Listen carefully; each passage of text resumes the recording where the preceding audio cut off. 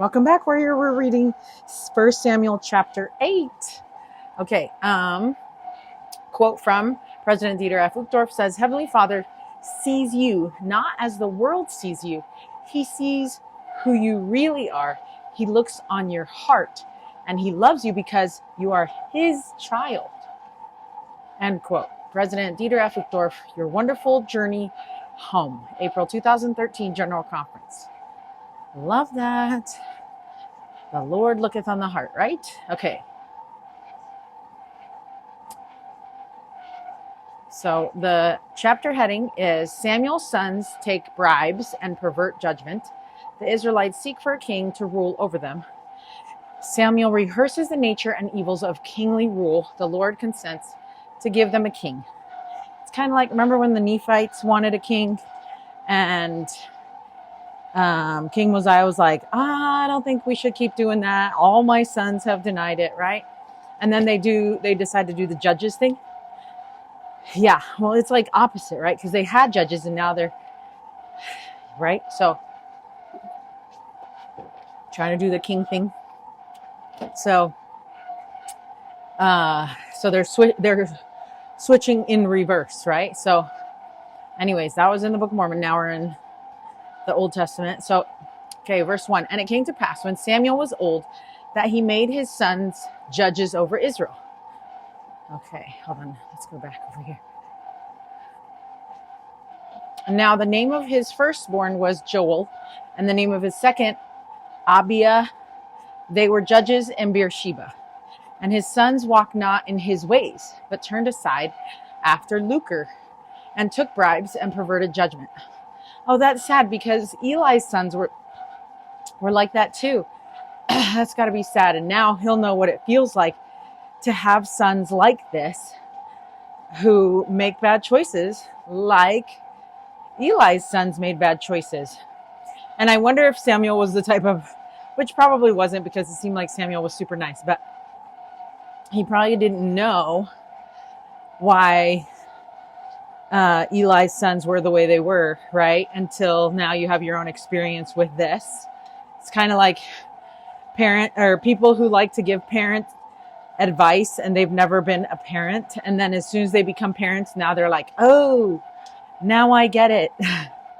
It's like that, right? It's like, oh, never mind. I'm not going to judge or tell you how to do your parenting because now I'm in the throes of it.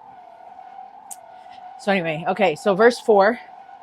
Then all the elders of Israel gathered themselves together and came to Samuel unto Ramah and said unto him, Behold, thou art old, and thy sons walk not in thy ways. Now make us a king to judge us like all the nations. Okay, so it makes sense that they would have asked this because they're like, look, the judges thing's not working.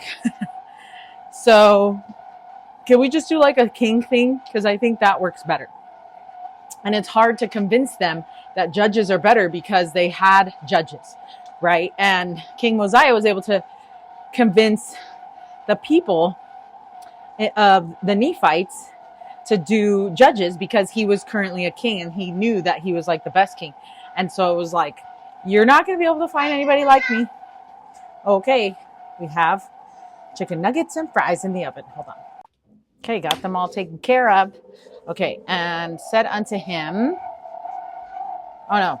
Okay, so it's kind of hard to try and convince someone to do something like keep the judges when the judges have not been working out. So they had observed kings in other lands and other nations, and that is what they wanted. Instead of the judges judging them, they wanted a king. Was it a better choice or not? Guess we'll see, right?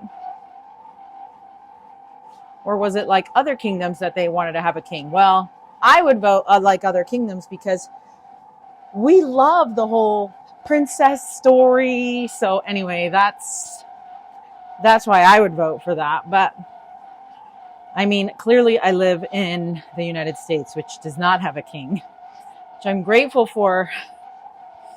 But, just can't wait for Jesus to come, because then we'll have the only king we need and the only king we ever wanted to come and rule and reign. And we just like can't wait. Jesus is the king, right? And he is alive. Okay, so the quote from C.F. Kyle and F. Deli's, I don't know, some people from the Old Testament student manual says the Israelites as a people had become weak and sinful and were envious of surrounding kingdoms. This is what it was. Even though their governments were wicked and oppressive.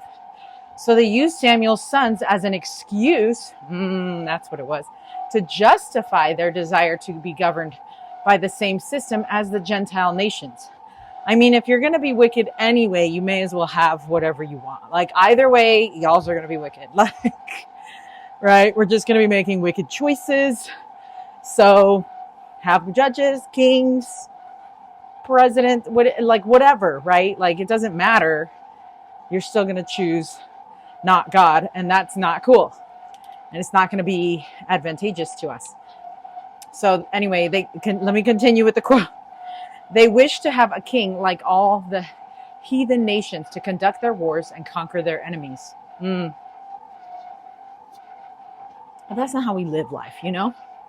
Because the enemy, who's the real enemy? Satan. And so Satan just tries to pit us against each other, and it's so sad. Okay, so verse 6. But the thing displeased Samuel when they said, give us a king to judge us. And Samuel prayed unto the Lord. And the Lord said unto Samuel, hearken unto the voice of the people in all that they say unto thee. For they have not rejected thee, but they have rejected me, that I should not reign over them. Oh yeah, sad. According to all the works which they have done since the day that I brought them up out of Egypt, even unto this day, wherewith they have forsaken me, and served other gods, so do they also unto thee. Now therefore hearken unto their voice, howbeit yet protest solemnly unto them, and show them the manner of the king that shall reign over them. Okay, so at least he's like, hey, look, it's fine. It's kind of like what I just said. It's fine. It's not like, it doesn't matter who rules over them. They have denied me. They have denied Jesus Christ. And so like that's what he's saying. He's like, I guess whatever you guys want, you know. My 17-year-old saying, whatever, man.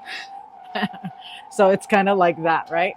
So notice what President Marion G. Romney said about the Lord telling Samuel to hearken unto the voice of the people. The Lord here followed his uniform course. He refused to interfere with Israel's right of choice, even though their choice was to reject him. Israel, having been warned by both their God and his prophet Samuel, exercised their agency contrary to the advice of both. They got their king, and they suffered the consequences. In due time, their kingdom was divided, they were taken captive, and ultimately they became slaves. Sad, right? End quote. President Marion G. Romney, October 1968 conference report. So, but it wasn't because they had the king. It was mainly because they rejected Christ. And when we reject Christ, we reject his strength. We don't allow his strength to be with us, and then we fail. Okay, verse 10. And Samuel told all the words of the Lord unto the people that asked of him a king. And he said, this will be the manner of the king that shall reign over you. He will take your sons and appoint them for himself, for his chariots, and to be his horsemen, and some shall run before his chariots. And he will appoint him captains over thousands and captains over 50s, and will set them to ear his ground, and to reap his harvest, and to make his instruments of war and instruments of his chariots. And he will take your daughters to be confectionaries, and to be cooks, and to be bakers. And he will take your fields and your vineyards and your olive yards, even the best of them, and give them to his servants. So he's trying to tell them, listen, this is what's going to happen, but it's up to you to make that choice, right? And he will take the tenth of your seed and of your vineyards, and give to his officers and his servants. And he will take your men servants and your maid servants and your goodliest young men and your donkeys, and put them to his work. He will take the tenth of your sheep, and ye shall be his servants. And ye shall cry out in that day, because your king, which ye shall have chosen you, and the Lord will not hear you in that day, because you chose the king instead of the Lord, right? That's what it's all about. It's who do you choose, right? Nevertheless, the people refused to obey the voice of Samuel, and they said, "Nay, but we will have a king over us, that we may also be like all the nations, that our king may judge us and go out before us and fight our battles." Here's the thing, like, the Lord is our king. Jesus is the king, and he will fight our battles. But they didn't get that. They did not get that. Anyways, and Samuel heard all the words of the people, and he rehearsed them to the ears of the Lord. And the Lord, and what's funny is, I love that he rehearsed that. I love that he counseled with the Lord here, even though the Lord knew what they were saying. It's not like he didn't know what they said, but that he was speaking with the Lord about things that the Lord knew about. But the Lord listens to us, even though he knows everything, right? And he's there for us. And so I love that Samuel is able to know this and express his thoughts, feelings, things that have happened, even though he, being a prophet, knows that the Lord knows all the things. So if the prophet knows all the things and still talks to the Lord about the things that are happening, how much more do we need to do that same thing? I love that. Verse 22, and the Lord said to Samuel, hearken unto their voice and make them a king. And Samuel said unto the men of Israel, go ye every man unto his city. Okay, so that's the next step. So they still want a king. President Ezra Taft Benson said this: God has a work through mortals of varying degree. God has to work. Let's start over. Quote by President Ezra Taft Benson: God has to work through mortals of varying degrees of spiritual progress. Sometimes he temporarily grants to men their unwise requests in order that they might learn for their own sad experiences. Some refer to this as the Samuel principle. The children of Israel wanted a king like all the other nations. The Lord told Samuel to warn the people of the consequences if they had a king. Samuel gave them the warning, but they still insisted on their king. So God gave them a king and let them suffer. They learned the hard way. God wanted it to be otherwise, but within certain bounds, he grants unto men according to their desires. Bad experiences are an expensive school that only fools keep going to. Oh, smack. Sometimes in our attempts to mimic the world, and contrary to the prophet's counsel, we run after the world's false educational, political, musical, and dress ideas. New worldly standards take over. A gradual breakdown occurs, and finally, after much suffering, a humble people are ready to be taught once again a higher law. Now, during all this gradual lowering of standards, the righteous should be living up to the highest personal standards they can, not forcing those standards on others, but preparing for and awaiting a better day, which surely must come. End quote. President Ezra Taft Benson, Jesus Christ, Gifts and Expectations, New Era, May 1975.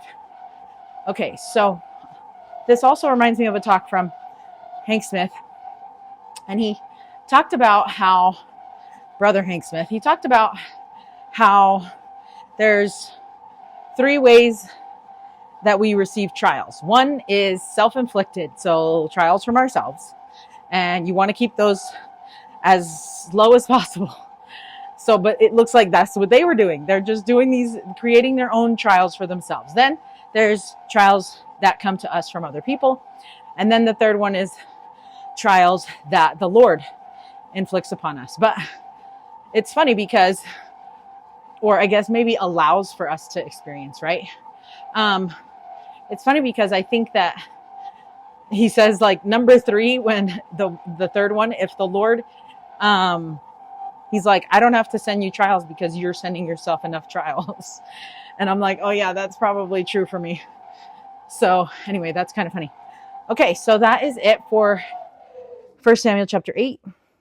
The Read It Live It says, verse 7, they have not rejected thee, but have rejected me. Israel wanted a king. God just wanted their hearts. Oh, great heartache also follows misplaced trust. Oh, don't I know it? Don't I know it? Choose him first. Oof, that's powerful. Okay, until 1 Samuel chapter 9, stay strong, warrior.